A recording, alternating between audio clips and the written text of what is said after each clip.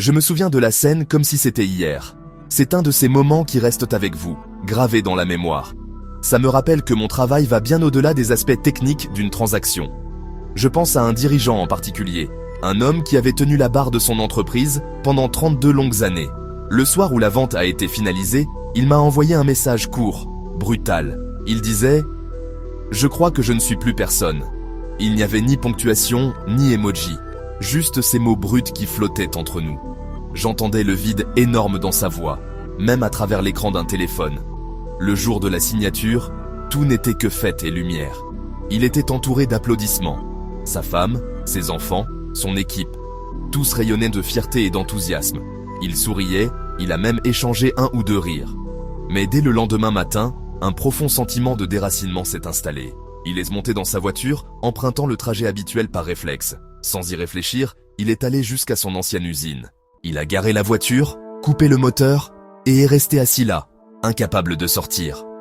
Quand il m'a appelé plus tard, sa voix tremblait d'une confusion douce et dévastatrice. Il m'a dit « Je crois que j'ai disparu, mais personne ne s'en est encore aperçu. » Le contraste était saisissant. Un jour, il était le capitaine célébré d'un navire qu'il avait construit de ses mains. Le lendemain, il se sentait comme un fantôme errant, invisible au monde.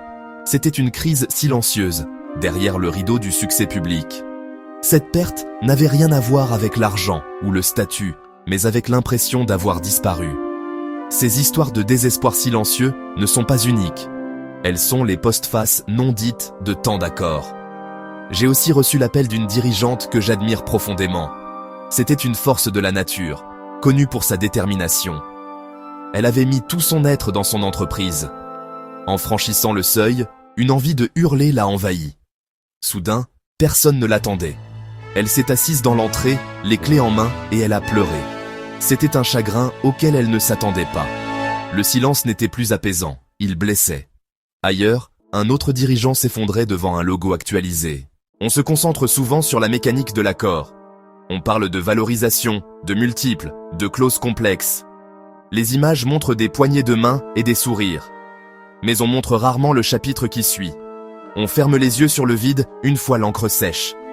On oublie la peur de ne plus compter, la solitude profonde. C'est pour ça que mon travail ne s'arrête pas à la signature. Je peux optimiser le prix, sécuriser la négociation, verrouiller les détails. Mais le travail le plus signifiant commence après la clôture. Dans cet espace silencieux, j'accompagne la personne à travers le vide. Mon rôle devient personnel, aider à traverser le deuil du lâcher-prise. Leur valeur n'est pas attachée à un bilan ni à un titre. Il s'agit de reformuler « je ne suis personne » en « je deviens quelqu'un de nouveau ».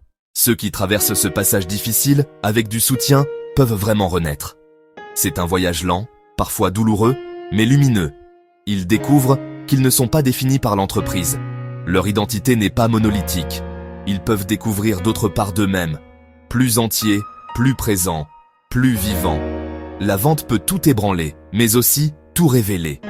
Avec le bon accompagnement et la vulnérabilité, la transition devient métamorphose. D'une chute effrayante à un vol contrôlé vers un nouveau paysage. Qui ai-je envie de devenir maintenant?